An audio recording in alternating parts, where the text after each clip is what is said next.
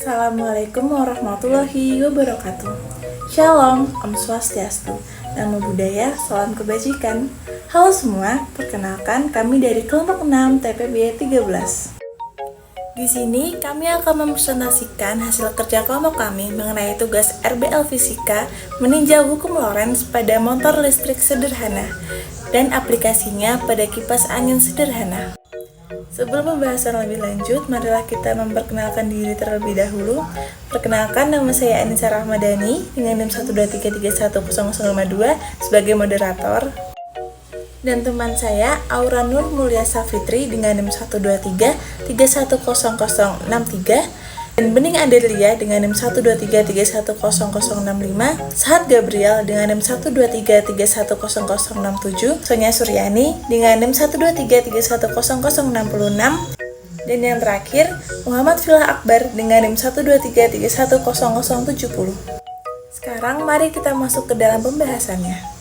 Berikut adalah materi yang kami paparkan. Yang pertama ada pendahuluan, yang kedua adalah pengertian gaya Lorentz, yang ketiga adalah rumus gaya Lorentz, dan yang keempat adalah arah gaya Lorentz, yang kelima adalah jenis dan prinsip motor listrik pada kipas angin, dan yang terakhir adalah analisis alat, kelebihan, kelemahan, serta saran dan pengembangan. Pendahuluan, motor listrik sendiri merupakan salah satu alat yang menggunakan prinsip dari gaya Lorentz. Motor listrik mempunyai manfaat bagi manusia pada kehidupan sehari-hari. Contohnya, seperti pada kipas angin yang menggunakan motor listrik sebagai penggerak utama untuk menggerakkan baling-baling kipas. Tujuan kami kali ini untuk memahami bagaimana cara kerja dari motor listrik dan menentukan bagaimana pengaruh motor listrik terhadap variasi dari jumlah lilitan, jumlah baterai, arah medan magnet, dan jarak medan kelilitan. Gaya Lorentz adalah sebuah gaya yang muncul saat adanya arus listrik yang mengalir pada suatu medan elektromagnetik.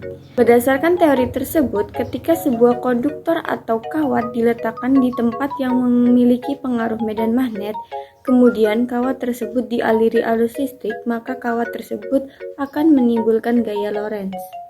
Rumus gaya Lorentz yaitu F sama dengan B kali I kali L kali sin alpha. F sendiri adalah gaya Lorentz, satuannya Newton, dan B adalah medan magnet, satuannya Tesla. I adalah kuat arus listrik, satuannya ampere. L adalah panjang kawat berarus listrik yang masuk ke dalam magnet dan untuk satuannya adalah meter. Alpha sendiri adalah besar sudut yang terbentuk antara medan magnet dan arus listrik. Arah gaya Lorentz. Arah dari gaya Lorentz selalu tegak lurus dengan arah kuat arus listrik dan induksi magnetik. Untuk menentukan arah gaya Lorentz, kita dapat menggunakan kaidah tangan kanan seperti ini, yang mana ibu jari sebagai arah arus listrik, jari telunjuk sebagai arah medan magnet, dan jari tengah sebagai arah gaya Lorentz. Atau kita dapat menggunakan kaidah tangan kanan seperti gambar 2, yang mana ibu jari sebagai arah arus listrik, 4 jari sebagai arah medan magnet, dan telapak tangan lurus ke atas sebagai arah gaya Lorentz. Jenis motor listrik. Jenis motor listrik ini dibagi menjadi 2. Yang pertama yaitu motor listrik arus searah atau DC. Motor listrik arus searah adalah salah satu jenis motor listrik yang beroperasi dengan menggunakan sumber tegangan arus listrik searah atau DC. Yang kedua yaitu motor listrik arus bolak-balik atau AC. Motor listrik arus bolak-balik adalah salah satu jenis motor listrik yang disuplai oleh sumber tegangan arus bolak-balik. Prinsip motor listrik pada kipas angin sederhana. Baik, yang pertama, pada kipas angin sederhana terdapat motor listrik yang berguna untuk mengubah energi listrik menjadi energi gerak. Dan di dalam motor listrik terdapat kumparan. Yang kedua, kemudian saat mengalir, listrik mengalir di dalam kumparan, maka kumparan tersebut akan menghasilkan medan magnet. Salah satu sifat magnet adalah saling tolak-menolak jika magnet dengan kutub yang sejenis atau senama saling didekatkan. Yang ketiga, gaya tolak-menolak magnet antar kumparan dan terpasang agar berputar secara periodik di kumparan tersebut. Yang keempat, baling-baling kipas angin dihubungkan ke poros kumparan tersebut. Dan yang terakhir, agar angin yang dikeluarkan lebih terasa, maka Arus pada kumparan harus ditingkatkan dengan cara menaikkan tegangan. Alat dan bahan yang akan kami gunakan pada percobaan kali ini adalah yang pertama, itu ada motor listrik sederhana, yang kedua ada stik kayu es krim 2 buah untuk baling-baling, yang ketiga stik kayu penyangga, yang keempat ada baterai sederhana, yang kelima lem, yang keenam selotip, yang ketujuh cutter, yang kedelapan gunting, yang kesembilan papan, dan yang terakhir kabel.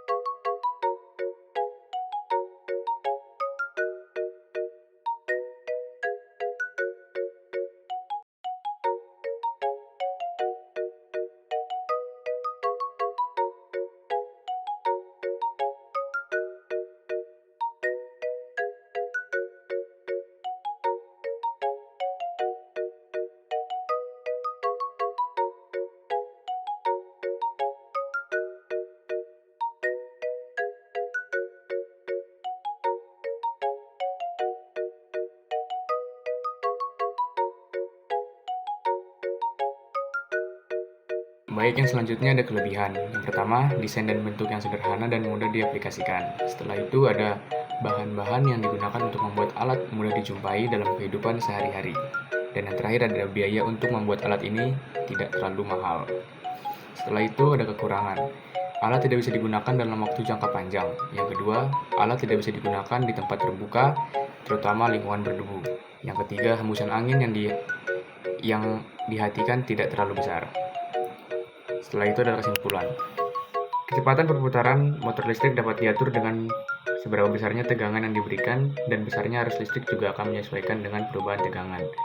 Untuk percobaan kipas ini menggunakan motor listrik DC yang rentang tegangan kerjanya, tidak melebihi tegangan kerja maksimal dari motor tersebut, agar arus yang dihasilkan tidak melebihi kemampuan dari kumparan dalam motor, sehingga tidak menyebabkan kerusakan di dalam kumparan motor. Besar kecilnya torsi tenaga yang dihasilkan motor listrik tergantung dari jumlah lilitan yang ada pada motor listrik. Dan yang terakhir ada saran, percobaan alat bisa menggunakan bahan-bahan yang lebih bagus lagi dan tahan lama, dengan catatan akan membutuhkan biaya yang lebih.